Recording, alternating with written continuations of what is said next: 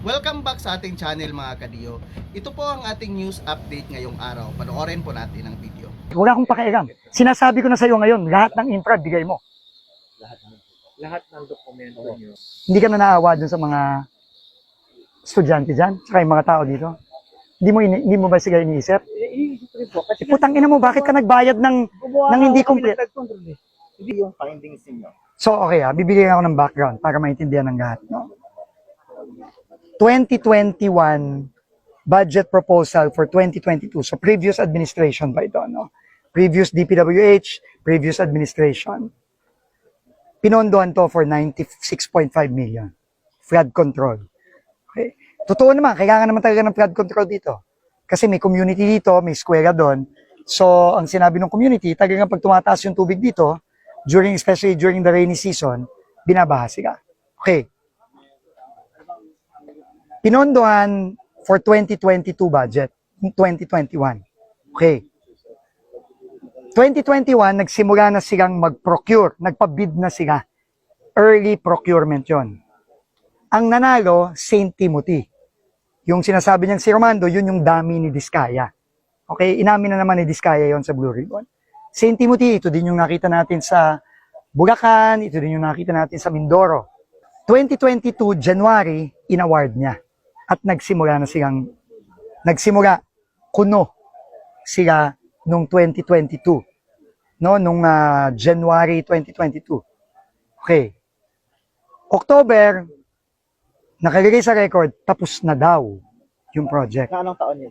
2022 din. Okay? Kasi yun ang timeline.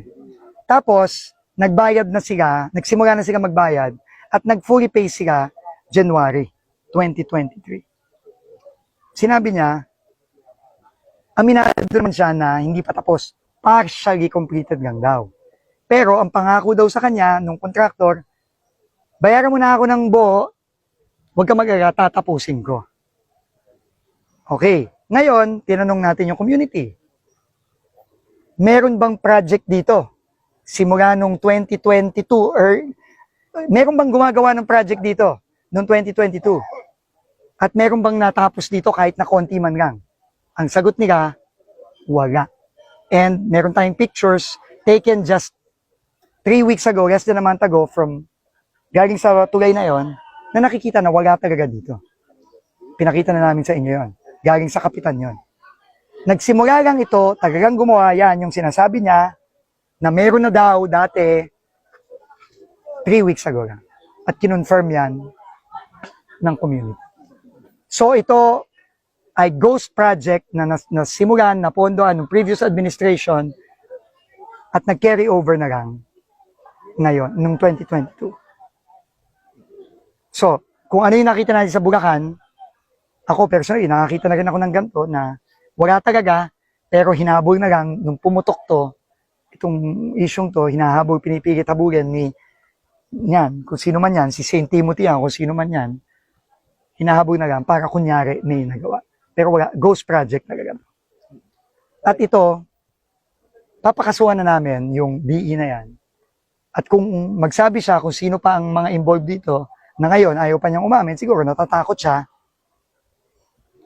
lahat yan makakasuhan. And sigurado kulong dito. Kulong to. And the records will show that they paid for a ghost project. 100 million almost.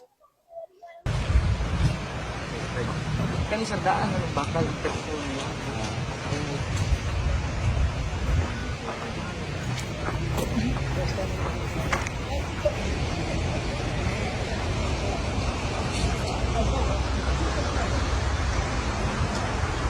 Ito lang po ang ating news update ngayon mga kadiyo. And please comment down below kung ano ang masasabi nyo sa video na ito. And please pag-support naman ang ating Facebook page para magpatuloy pa tayo sa paggawa ng bagong news update. Maraming salamat po at magandang araw.